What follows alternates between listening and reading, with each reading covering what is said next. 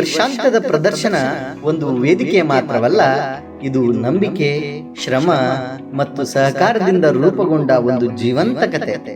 ಈ ಪ್ರಯಾಣದ ಪ್ರತಿ ಹೆಜ್ಜೆಯಲ್ಲೂ ನಮ್ಮ ಜೊತೆ ನಿಂತು ಬೆಂಬಲ ನೀಡಿದ ಎಲ್ಲ ಗೌರವಾನ್ವಿತ ಗಣ್ಯಮಾನ್ಯರಿಗೆ ನಾವು ತಲೆಬಾಗಿ ವಂದಿಸುತ್ತೇವೆ.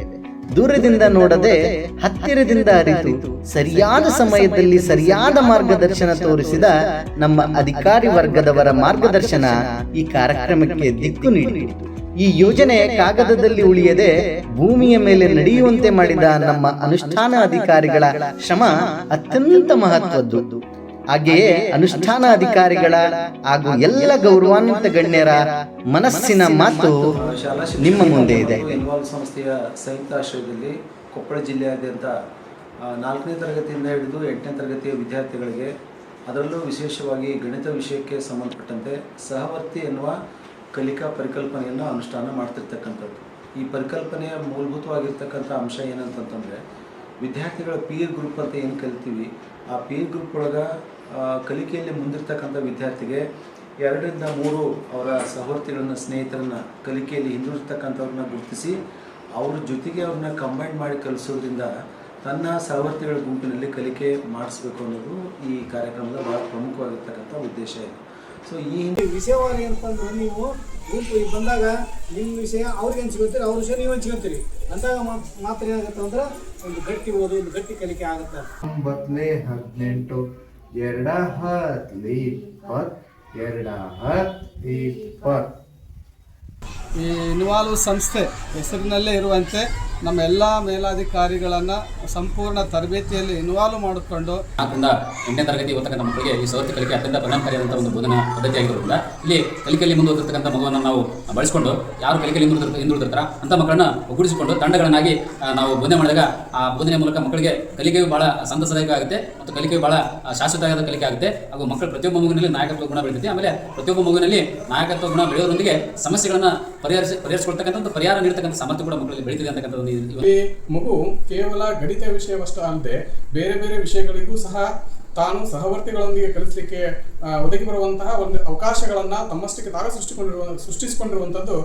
1 ವರ್ಷ 2 ವರ್ಷಗಳ ಕಾಲ ಸಹವರ್ತಿ ಕಲಿಕೆಯನ್ನು ನಾವು ಏನಪ್ಪ ಅಂದ್ರೆ ರಿಪೀಟ್ ಮಾಡಿದಾಗ ಮಗು 3ನೇ ವರ್ಷಕ್ಕಾದರೂ ಕೂಡ ಅದರಲ್ಲಿ ಬಲವರ್ಧನೆಗೊಂಡು ಸಹವರ್ತಿ ಕಲಿಕೆ ಬಹಳಷ್ಟು ಉತ್ತಮವಾಗುತ್ತೆ. ಸಹವರ್ತಿ ಕಲಿಕೆ ಕೇವಲ ಪಠ್ಯ ಚಟುವಟಿಕೆಗಳಲ್ಲದೆ ಪಠ್ಯೇತರ ಚಟುವಟಿಕೆಗಳು ಕೂಡ ಅದು ಬಹಳಷ್ಟು ಪೂರಕವಾಗಿ. ಮಕ್ಕಳ ಸಂಖ್ಯೆ ಹೆಚ್ಚಿರ್ತಕ್ಕಂಥ ಶಾಲೆಗಳು ಶಿಕ್ಷಕರ ಸಂಖ್ಯೆ ಕಡಿಮೆ ಇದ್ದಾಗ ಅಥವಾ ಶಿಕ್ಷಕರು ಅನ್ಯ ಕಾರ್ಯದಿಂದ ರಜೆ ಇದ್ದಾಗ ಹೇಗೆ ನಾವು ತರಗತಿಯನ್ನು ಇನ್ವಾಲ್ವ್ ಮಾಡ್ಕೋಬೇಕು ಅಂತಕ್ಕಂಥ ನಿಟ್ಟಿನೊಳಗೆ ಸಹವರ್ತಿ ಕಲಿಕೆಯ ಪರಿಣಾಮಗಳು ಏನು ಮತ್ತು ಸಹವರ್ತಿ ಕಲಿಕೆಯಿಂದ ಫಲಿತಾಂಶವನ್ನು ಹೇಗೆ ದೃಢೀಕರಣ ಮಾಡ್ಕೋಬೇಕು ನಾವು ಮತ್ತು ಮಕ್ಕಳಲ್ಲಿ ನಾಯಕತ್ವ ಗುಣವನ್ನು ಬೆಳೆಸೋದ್ರ ಜೊತೆಗೆ ಅವರೇ ತಮ್ಮ ಸಹಪಾಠಿಗಳಿಗೆ ಕಲಿಸಿಕೊಂಡು ನಮ್ಮಲ್ಲಿ ನಮ್ಮ ಇಲಾಖೆ ವತಿಯಿಂದ ಬರುವಂಥ ಅನೇಕ ಕಾರ್ಯಕ್ರಮಗಳನ್ನು ಹೊಂದಾಣಿಕೆ ಮಾಡಿಕೊಂಡು ಈ ಸಹವರ್ತಿ ಕಲಿಕೆಯನ್ನು ಮಕ್ಕಳಿಗೆ ಯಾವ ರೀತಿ ಮಕ್ಕಳ ಹತ್ರ ತೆಗೆದುಕೊಂಡು ಹೋಗಲಿಕ್ಕೆ ಸಹಕಾರಿ ಆಗೋ ರೀತಿ ಇವತ್ತಿನ ತರಬೇತಿ ಕಾರ್ಯಾಗಾರ ನಮ್ಗೆ ಅನುಕೂಲ ಆಯಿತು. ಮಕ್ಕಳಿಗೆ ಸರ್ ನಾವು ನಮ್ಮ ಜೊತೆ ಮಾತಾಡಲಿಕ್ಕೆ ಮಕ್ಕಳು ಭಯಪಟ್ಟಾಗ ಯಾವ ಫ್ರೆಂಡ್ಸ್ ಅಕ್ಕಪಕ್ಕದಲ್ಲೇ ಕುತ್ಕೊಂಡು ಕೇಳಿ ಕಲಿಯೋದ್ರಿಂದ ಅವ್ರಿಗೆ ನಾವು ಹೇಳಿದಕ್ಕಿಂತ ಚೆನ್ನಾಗಿ ಅರ್ಥ ಆಗ್ಬೋದು ಸರ್.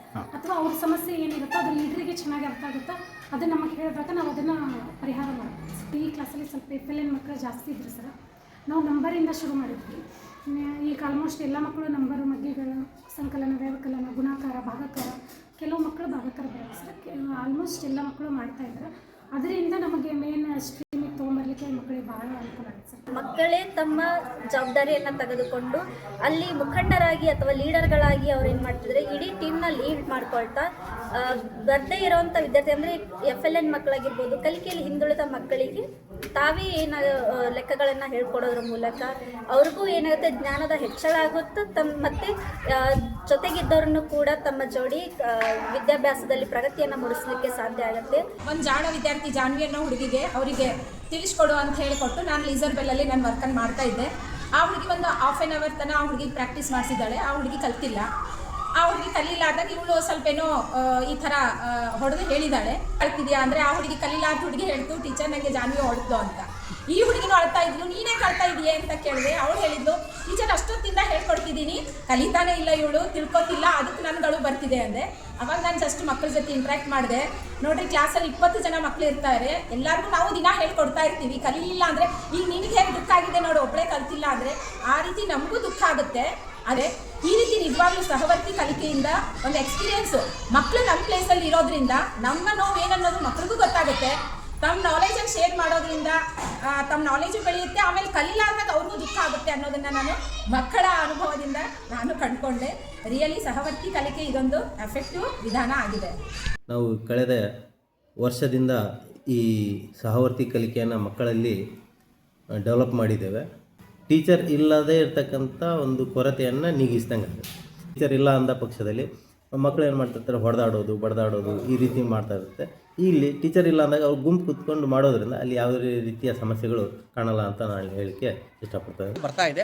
ಒಟ್ಟಾರೆ ಹೇಳ್ಬೇಕಂದ್ರೆ ಸಹವರ್ತಿ ಕಲಿಕೆ ಮಕ್ಕಳಲ್ಲಿ ಉತ್ಸುಕತೆ ತುಂಬಿ ಮತ್ತು ಪರಿಣಾಮಕಾರಿಯಾಗಿರ್ತಕ್ಕಂಥ ಕಲಿಕೆ ಉಂಟಾಗ್ತಿದೆ ಅಂತಕ್ಕಂಥ ಮಾತನ್ನು ಹೇಳಿಕ್ಕೆ ಇಷ್ಟಪಡ್ತೀನಿ. ಹಾಗೆ ನಾನು ಅವರೊಂದಿಗೂ ಕೂಡ ಪ್ರತಿಯೊಂದು ಗುಂಪಿನಲ್ಲಿ ಕೂಡ ನಾನು ಅವ್ರು ಏನು ಕಲಿತಾ ಇದ್ದಾರೆ, ಎಲ್ಲಿ ಸಮಸ್ಯೆ ಉಂಟಾಗ್ತಾ ಇದೆ, ಆ ನಾಯಕ ಆ ಮಗುವಿಗೆ ಸಂಪರ್ಕವನ್ನು ತೆಗೆದುಕೊಂಡು ಯಾವ್ಯಾವ ಮಗು ಏನೇನು ಸಾಧಿಸಿದ್ದಾರೆ ಅನ್ನೋದನ್ನು ನಾನು ಅವರ ಫೀಡ್ಬ್ಯಾಕನ್ನು ನಾನು ತೆಗೆದುಕೊಳ್ತೀನಿ. ಹಾಗೆ ಅದನ್ನು ಎಲ್ಲಿ ಸಮಸ್ಯೆ ಉಂಟಾಗಿದೆ ಅದರ ಬಗ್ಗೆ ತಿಳಿ ಹೇಳಿ ಯಾವ ರೀತಿ ಇನ್ನೂ ನೀವು ಪರಿಣಾಮಕಾರಿ ಆಗಬೇಕು ಅನ್ನೋದ್ರ ಬಗ್ಗೆ ಮಕ್ಕಳೊಂದಿಗೆ ಸಂವಾದ ಮಾಡಿ ಅವ್ರನ್ನ ಮುಂದಿನ ಹಂತಕ್ಕೆ ತರಲಿಕ್ಕೆ ಪ್ರಯತ್ನ ಮಾಡಲಿಕ್ಕೆ ಇಷ್ಟಪಡ್ತಾಯಿದ್ದೀನಿ. ನಾನು ಬೇರೆಯವ್ರಿಗೆ ಕಲಿಸಿಕೊಡೋದ್ರಿಂದ ನಾವು ಕಲಿತ ಹಾಗೇನೂ ಇರುತ್ತೆ, ಬೇರೆಯವ್ರಿಗೆ ಕಲಿತ ಹಾಗಿರುತ್ತೆ. ನಾವು ಫಸ್ಟ್ ಒಂದು ಅಕ್ಷರ ಕೂಡ ಹೇಳ್ಕೊಟ್ರು ಅವರಿಗೆ ನಾವೇ ಗುರು ಆಗಿರ್ತೀವಿ. ಇದರಿಂದ ತುಂಬ ಖುಷಿ ಆಗುತ್ತೆ.